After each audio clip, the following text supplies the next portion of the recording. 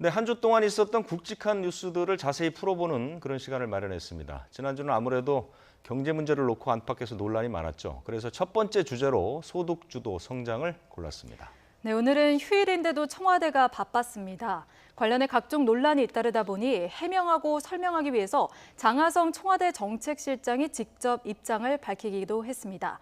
장성호 건국대 행정대학원장 그리고 강선우 전 민주당 부대변인과 함께 짚어보겠습니다. 네, 안녕하십니까? 네, 안녕하세요. 안녕하세요.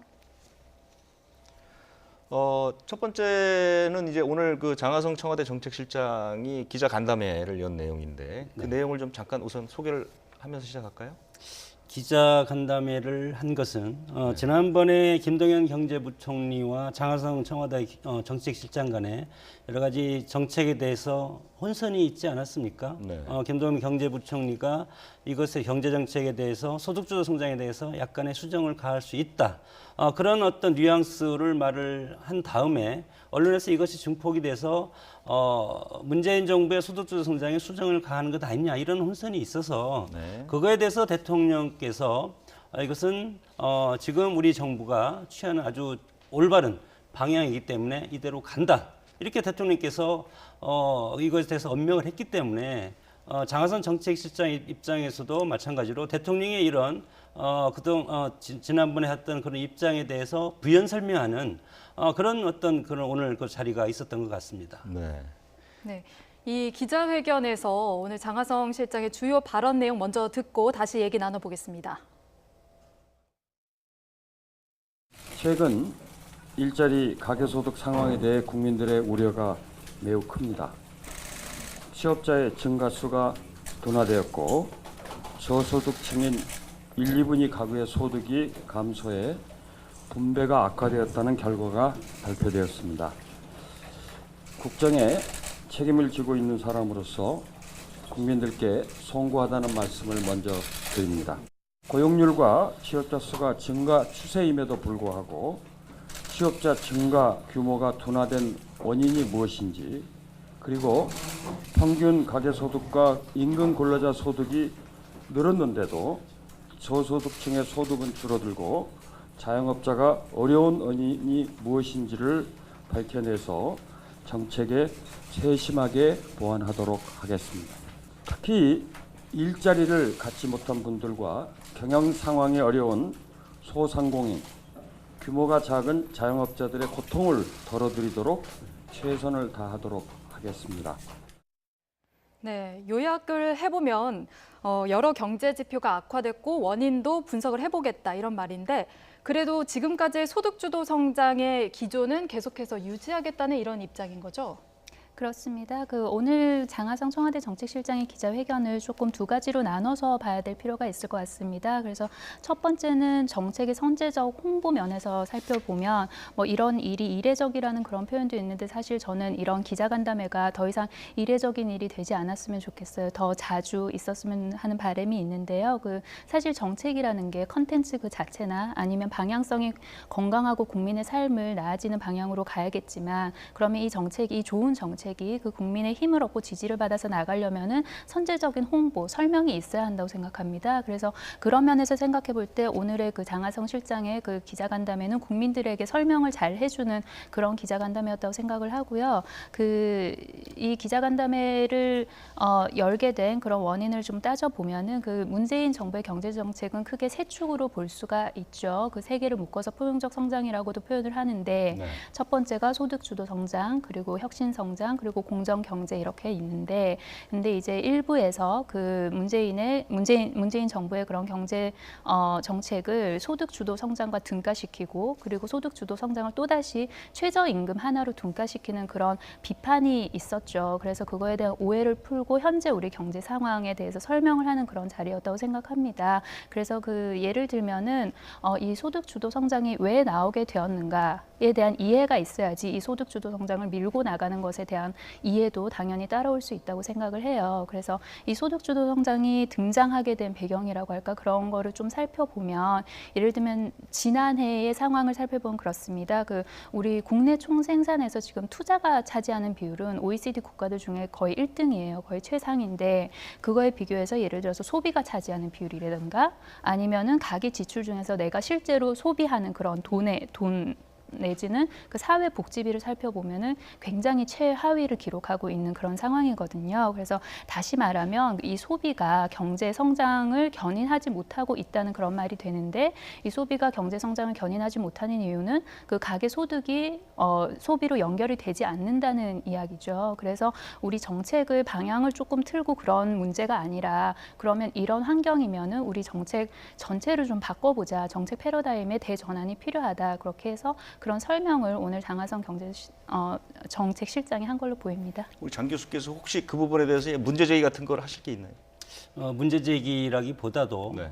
이 정책에 대해서는 물론 문재인 정부의 어떤 소득주도 성장이라든가 여러 가지 정책이 지금 출범한 지 벌써 1년이 지나지 않았습니까? 그러나 국민 입장에서는 1년이 지났음에도 불구하고 예를 들어서 최저임금 인상에 대해서 이제 물가 상승이 되고 그리고 직원이 감축되고 폐업, 실업 증가 이런 것으로 해서 경제적인 효과가 우리한테 다가오지 않기 때문에 네. 국민들은 인내심이 상당히 적지 않습니까? 내가 사업을 해서 내가 망하는데 정부는 뭐 하고 있냐?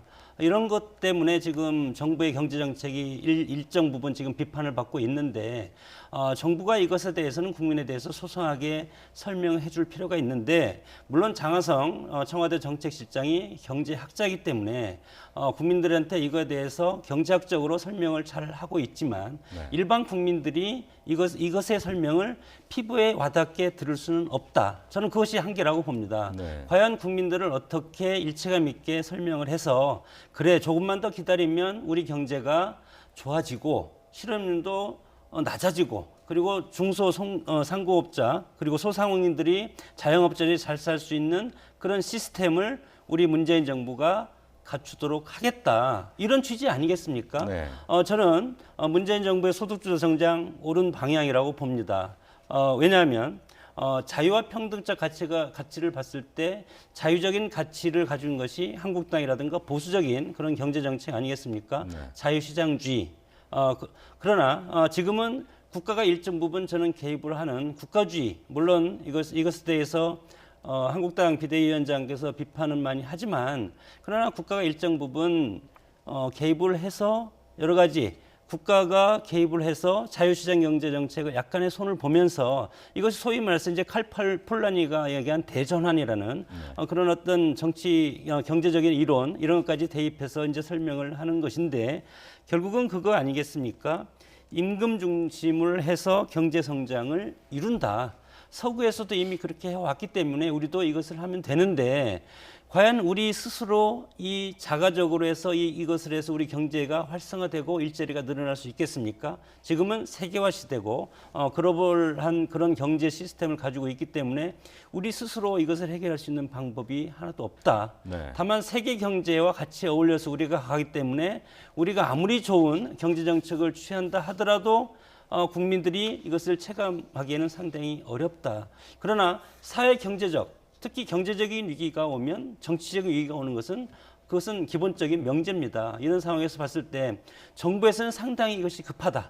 그러나 국민도 마찬가지로 참을성이 상당히 없다. 이런 것들이 상당히 중요한데 이런 과정에서 결국은 정치, 여당과 야당이 서로 협치를 해서 국민들을 설득하고 이 경제 정책이 어떤 효과를 보려면 시간이 1년, 2년, 3년 이렇게 걸린다. 우리 서로 허리띠를 잡고 인내하자. 이런 것이 필요한데 이것들 뭐 보면은 보수당 그리고 우리 이제 뭐 집권당, 집권 여당이라든가 한국당이라든가 이것에 내고 효과가 있다 없다 이렇게 서로 지금 비판을 하고 있지 않습니까? 이런 것들이 더 큰 혼란이라고 봅니다. 네. 지금 이 말씀에 대해서 우리 강 부대변인께서 조금 답하실 내용이 있을 것 같아요.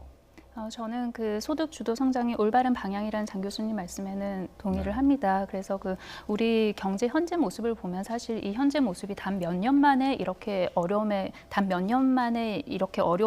처하게 된 원인을 만들어낸 건 아니죠. 그동안 계속 어떤 원인들이 있어왔고 그것은 굉장히 종합적이고 복합적인 거 아니겠습니까? 그래서 그런 것을 굉장히 다각적인 측면에서 차분히 우리 경제가 악화된 그런 원인을 진단을 해볼 때 그래서 결국은 뭐냐면 이 소득이 소비로 이어지지 못하고 따라서 소비가 다시 경제 성장을 하는 그런 견인 역할을 하지 못했다. 그래서 소득을 높이고 따라서 그 가처분 소득도 다시 높여줘서 그게 소비로 이어지고 그리고 그 소비가 우리 경제 성장을 견인해가는 그런 선순환 구조로 가자. 그것이 결국 소득 주도 성장이라는 것인데요. 그 네. 방향성이 옳다는 것에는 동의합니다. 네. 여기에서 이제 제가 이명박 박근혜 정권에서 경제 주도 성장론이라는 그런 것들을 해서 경제 정책을 지금까지 10년 동안 해왔지 않았습니까? 그렇습니다. 소위 말해서 그것이 낙수 효과입니다. 네. 자유시장 경제 정책에 따라서 정부가 끌고 가는 그러나 문재인 정부가 들어서면서 그거와 반대, 낙수 효과의 반대가 뭡니까? 분수 효과. 네. 이것이 소위 말해서 지금 말씀하고 있는 소득 주도 성장인데 이것은 저임금 노동자나 가계임금의 소득을 올려서 소비를 증대해서 결국은 경제가 선순환 구조로 기업이 투자를 활성화하고 선순환 구조로 되는 이런 것들을 하면 상당히 이것은 물론 국민의 세금도 여기에 들어가지만 시간이 오히려 정부가 끌고 가는 박근혜 이명박 정권 때보다도 훨씬 더 시간이 많이 걸리는 거라고 저는 생각을 합니다. 네. 그러나 이것에 대해서 시간이 많이 걸린다 이런 말을 문재인 정부 초기부터 했으면 되는데 문재인 정부 초기부터 이런 말씀이 오히려 없었다 저는 그렇게 보고 이런 것들을 경제적 위기를 우리가 극복을 하려면 과거에 루즈벨트 대통령의 어떤 TVA라든가 이런 것도 마찬가지로 성장 위주로 가다가 결국 경제 공황이 와서 이것을 다시 일자리 창출하는 그 유효수 창출하는 그런 어떤 케인즈 이론을 대입한 것 아니겠습니까? 네. 이런 상황에서 봤을 때는 애초에 시간이 많이 걸리고 우리가 인내하고 허리띠를 졸라매자 이런 것들을 정부에서 국민들을 설득했으면 어떨까 하는 아쉬움이 남습니다. 교수님께서 조금 전에 정치권에 대한 아쉬움을 좀 얘기하셨는데 네. 저는 이제 그 부분에 대해서 조금 더 자세하게 얘기를 듣고 싶어요. 어떤 부분에서 어떻게 아쉽다는 말씀이 또는 어떻게 가야 된다는 건지를 좀 제시를 해주시면 안 될까요? 이념적으로 보면 민주주의는 자유와 평등의 두 가치가 서로 합쳐서 가는 건데 네. 자유와 평등이 정치적인 관점이 아니고 경제적인 관점으로 우리가 봐야 됩니다. 자유라는 관점은 자유시장주의 경제이고 이것은 보수적인 가치고 그리고 평등적인 가치는 이것은 진보적인 가치입니다. 복지 그리고 분배 이런 것들이기 때문에 자유와 평등이 같이 간다. 뚝이 있으면 물이 있지 않습니까? 뚝과 물이 같이 가야만이 건강한 저수지가 되는 것처럼 자유와 평등적 같이 가야 된다. 성장만 있으면 되는 것이 아니고 이것도 분배가 있어야 되고 그리고 소위 말해서 중산층과 서민이 잘 살 수 있는 그런 여러 가지 세제 개혁이라든가 그런 것들이 필요한 것 아니겠습니까? 네. 자유를 대표하는 것은 보수 정당이고 그리고 진보적인 가치를 평등을 대표하는 것이 지금의 현재의 민주당 아니겠습니까? 네. 이런 상황에서 봤을 때는 우리 경제가 선순환 구조로 건강하게 가려면 자유적인 가치와 진보적인 가치 한국당과 민주당이 서로 손을 잡고 가는 것이 옳다. 네. 한국당이 과거에 정권 잡았을 때 민주당이 여기에 대해서 비판을 많이 했습니다. 야당이기 때문에 비판을 하는데 선명성이 있고 지금 민주당 정부, 문재인 정부가 갔을 때 한국당이 상당히 지금 비판하고 있지 않습니까? 네. 소득주도 성장을 수장하라, 폐기하라 이렇게 비판을 하고 있는데 양쪽이 다 맞을 수 있고 틀릴 수도 있는데 이거에 대해서 정치권에서 서로 국민이 결국은 잘 먹고 잘 살기 위해서는 여당과 야당이 없다. 여야가 합쳐서 국민을 위한 경제 정책을 서로 머리를 맞대고 국회에서 살아 움직여야 된다고 봅니다. 우리 강 부대변인은 얼마 전까지 이제 당에 계셨으니까 좀 체감을 좀 더 하실 것 같아서 여쭤보는데 사실 국민들이 많이 피곤합니다. 왜 이 문제를 가지고 정당끼리 서로 싸우는지 그냥 국민이 잘 사는 방안을 좀 고민하는 모습을 보여줬으면 좋겠는데 그 부분에 대해서는 어떤 말씀을 할 수 있으시겠어요? 저도 궁극적으로 야당은 국민을 잘 살게 하기 위해서 이런 비판을 한다고 봐요. 그리고 건강한 야당의 기능 중에 하나가 여당과는 다른 시각에서 보고 그리고 그 다른 점을 지적하고 그리고 때로는 비판도 하고 그리고 뭐 강한 비판까지도 하는 게 그게 야당의 역할이라고 봅니다. 네. 그래서 국민들이 예를 들면 정확하지 않은 그런 데이터나 아니면 정확하지 않은 기조에서 비판을 하는 것에서 피곤해하는 거지 단순히 뭐 여야가 각을 세우고 좀 우리 경제를 다르게 본다는 그 면 자체로 피곤해하는 것은 아니라고 생각을 합니다. 정확하지 않은 통계라는 게 무슨 뜻이죠? 정확하지 않은 통계라는 게 사실 통계가 숫자가 있으면 그 해석을 하기 나름 아닙니까? 그리고 어떤 예를 들어서 뭐 어느 통계 기관에서 뭐 통계를 받아서 어떻게 해석을 하느냐에 따라서 좀 다를 수가 있는 문제고요. 그래서 그 뭐 정확하지 않다는 것이 그 통계 숫자 자체를 뭐 조작했다거나 그 숫자가 정확하지 않다는 뜻이 아니라 예를 들어서 뭐 이런 주제에 있어서는 이것을 뭐 A라는 방향으로 해석을 하는 게 맞는데 그럼에도 불구하고 뭐 B라는 방향으로 해석을 한다거나 뭐 그런 말씀을 드리는 겁니다. 네. 그리고 또 하루 앞서서 어제 전당대회가 있었는데 이때는 문재인 대통령이 발언을 했습니다. 메시지를 영상 축사로 해서 보냈는데 이때는 장하성 실장의 언급과 맥을 같이 한다고 보면 되는 발언인 건가요? 문재인 대통령의 경제정책은 대선 공약이었습니다. 그렇기 때문에 지금 대선 공약을 수정하면 상당히 큰 혼란이 오고 근간이 흔들릴 가능성이 상당히 많다고 봅니다. 이 경제정책 기반에는 지지층이 거기에 결집돼 있지 않습니까? 결국은 정치는 국민의 여론을 먹고 사는 것이고 지지를 먹고 사는 건데 결국은 민주당 정권의 색깔은 아까도 제가 말씀을 드렸지만 중산층과 서민 그리고 평등 복지 이런 것을 위주로 하기 때문에 저는 이 소득주도 성장이라든가 혁신 성장 올바른 방향이라고 봅니다. 예를 들어서 보수적인 어떤 성장을 10년 동안 했으면 이 성장을 하다가 보면은 밑에 그것을 추수하지 못한 복지적인 분배가 약한 그런 것들도 이렇게 챙겨야 되지 않겠습니까? 이런 것은 어떤 정치의 선순환 구조라고 저는 생각을 하고 이런 상황에서 대통령께서 이것에 대해서 1년이 지난 시점에서 이것을 수정하고 지금 혼선이 있지 않습니까? 이 혼선을 대통령이 이거 나서서 잡지 않으면 더 큰 혼란이 올 수 있겠다. 그리고 둘 중에 하나를 경질할 수밖에 없다. 이렇게 하면 더 큰 혼란이 있지 않겠습니까? 그렇기 때문에 대통령이 나섰다고 봅니다. 네, 최근에 이제 한 가지 더 보태진 것은 뭐냐면 이제 두 사람의 경제 두 수장의 갈등설 이게 아마 이제 어떻게 보면 야당이나 반대하는 쪽에서의 프레임에 이제 걸린 것 같은데요. 그러면서 이제 계속 논란이 증폭되는 거 아니겠습니까? 이런 부분들에 대해서도 좀 더 단호하게 나설 필요가 있지 않았느냐 이런 시각들이 있는데 그건 어떻게 보시나요? 정권 초기에는 상당히 지지율이 높고 여론적 지표가 상당히 크고 대통령에서 취임하면 1년은 그야말로 승승장구하지 않습니까? 네. 지금 문재인 정부도 마찬가지로 1년이 지난 지금에 있어서 이제는 성과를 내야 되는데 1차적으로는 지금 지표로서 성과를 냈는데 지표가 상당히 지금 낮다.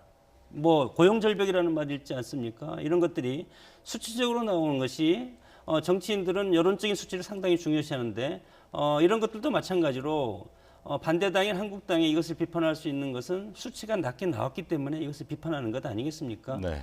마찬가지로 대통령의 자리에 있는 것과 마찬가지로 야당들도 마찬가지로 여기에 대해서도 그거에 맞춰서 상당히 이제 비판을 하는데 이것을 정치권에서 서로 비판만 해서 되는 것은 아니라고 저는 이제 생각을 하고 네. 이거에 대해서 정치를 다시 정상화시킬 그럴 필요가 있는데 그것은 대통령뿐만이 아니고 이제 지금 다시 이제 민주당의 새 대표가 나오지 않았습니까? 이 대표를 중심으로 해서 여당과 야당이 서로 대화하는 모습이 상당히 필요하다고 봅니다. 어떻게 그런 모습들이 잘 연출이 될 것 같습니까? 어떻게 보세요? 저는 매우 긍정적으로 봅니다. 그러세요? 지금 민주당 전당대회를 통해서 그 이해찬 대표가 새로운 당 대표로 했고 그리고 취임 일선에서 밝히지 않았습니까? 민생과 협치 그리고 5당 대표들의 그런 회의도 그렇게 요청을 했고요. 그런데 이해찬 대표의 이전 모습을 보면 사실은 그런 모습은 아니었잖아요.